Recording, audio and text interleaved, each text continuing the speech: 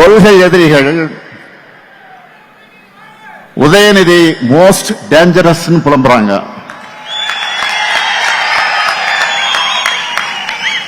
அந்த அளவுக்கு கொள்கையில ஸ்ட்ராங்கா இருக்காரு.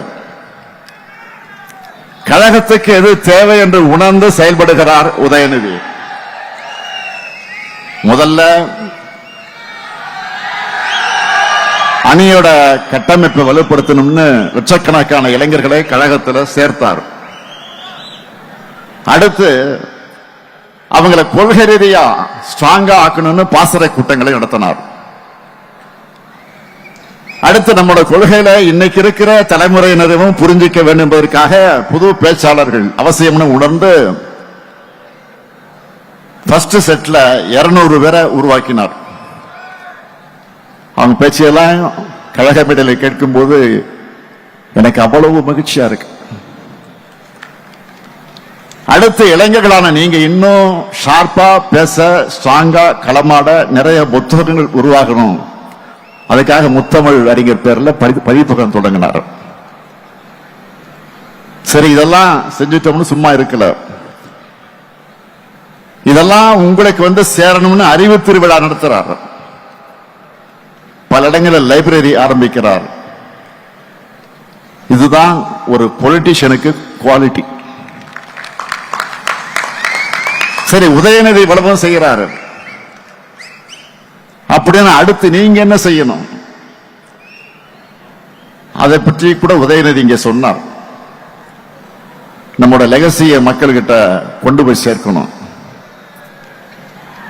கழகத்தை வளர்க்கிற பணியில, கொள்கை விதைக்கிற பணியில ஈடுபடணும். காலையில முரசொலி படிச்ச பிறகு அதுல வெளியாக இருக்கக்கூடிய கட்டுரைகள், கருத்துக்கள், தலையங்கங்கள், திராவிட இயக்க பார்வைகள்னு எல்லாவற்றையும் உங்களால முடிஞ்ச அளவுக்கு எல்லார்கிட்டையும் கொண்டு போய் சேருங்க. அது எல்லாத்தையும் சுருக்கமா இன்றைய இளைஞர்களுக்கு புரிகிற வரையில கிரியேட்டிவா மாத்தி உங்களுக்கு ஒரு ஸ்டைல பேசி எழுதி கொண்டு போங்க. அவங்களுக்கு விழிப்புணர்வையும் தெளிவையும் ஏற்படுத்தி தமிழ்நாட்டை உயர்த்தக்கூடிய கழகத்தின் பாதையில அவங்க கொண்டு வரணும். இன்னைக்கு தொழில்நுட்பம் எவ்வளவோ பெருகிடுச்சு.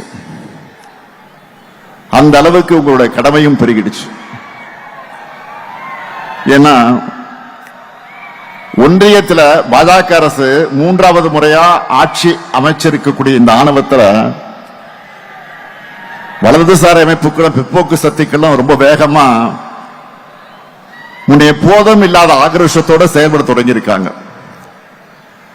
வெளுத்ததெல்லாம் பால் நம்பக்கூடிய மக்கள் கிட்ட பொய்களை, அவதூறுகளை, பிற்போக்கு எண்ணங்களை தேன் தடவி வார்த்தைகளால் கொண்டு போய் சேர்க்க ட்ரை பண்றாங்க.